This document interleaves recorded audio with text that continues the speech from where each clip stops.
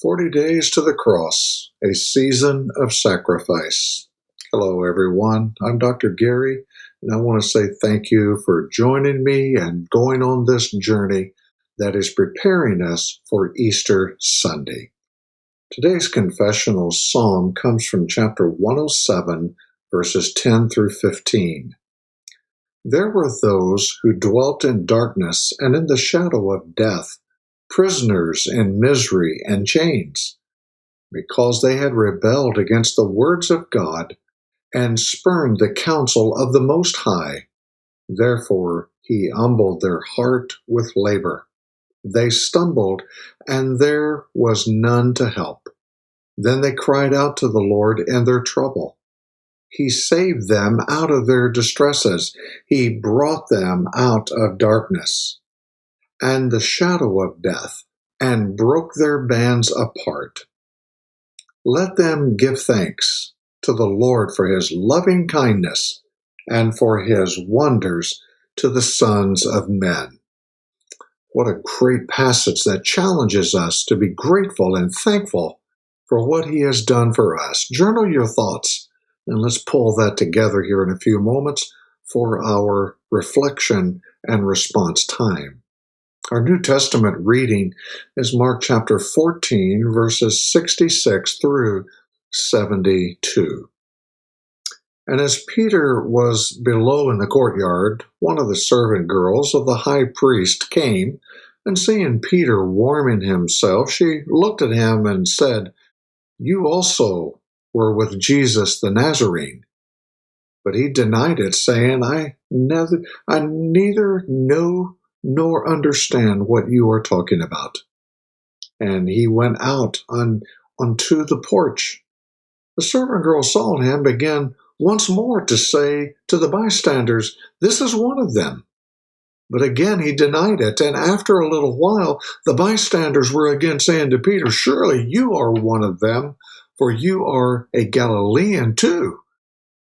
But he began to curse and swear, "I do not know this man you're talking about." Immediately, a rooster crowed a second time, and Peter remembered how Jesus had made the remark to him, "Before a rooster crows twice, you will deny me 3 times." And he began to weep. With the Lord's insightful vision of Peter and what he was going to do is very telling, isn't it? Very powerful. And yet he knows us deeply and intimately also. As we think on our reflection here, Bernard of Clairvaux, on this passage, he writes, "We recognize in the apostle 2 acts of will, the one by which he willed not to die, a thing wholly free from blame, the other by which he delighted to be a Christian, which was highly praiseworthy." In what then was the apostle blameworthy? Was it in that he preferred to lie rather than to die? Plainly, this act of will was deserving of blame, for he willed to preserve the life of the body rather than that of the soul. He sinned, therefore, and not without the consent of his own will, which was feeble indeed and wretched, but certainly free. He did not sin by rejecting or hating Christ, but by loving himself too much. Nor did that sudden fear of death forcefully compel his will to this perverse self-love, but it proved it to exist.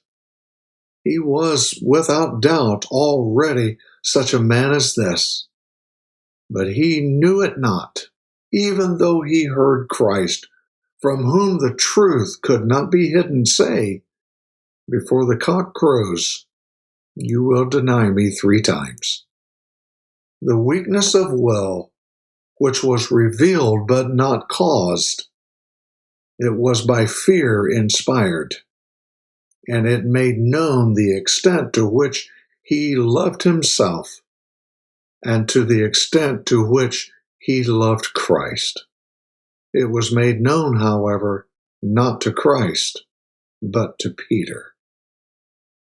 Man, I tell you, these are tremendous insights of our early church fathers that just capture the essence of it and challenge me.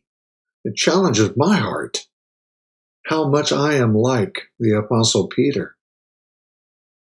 Well, our response today is, do you love yourself, your comfort, your safety, your reputation more than you love Christ? Are you defensive when challenged about these things? Or are you repentant like Peter?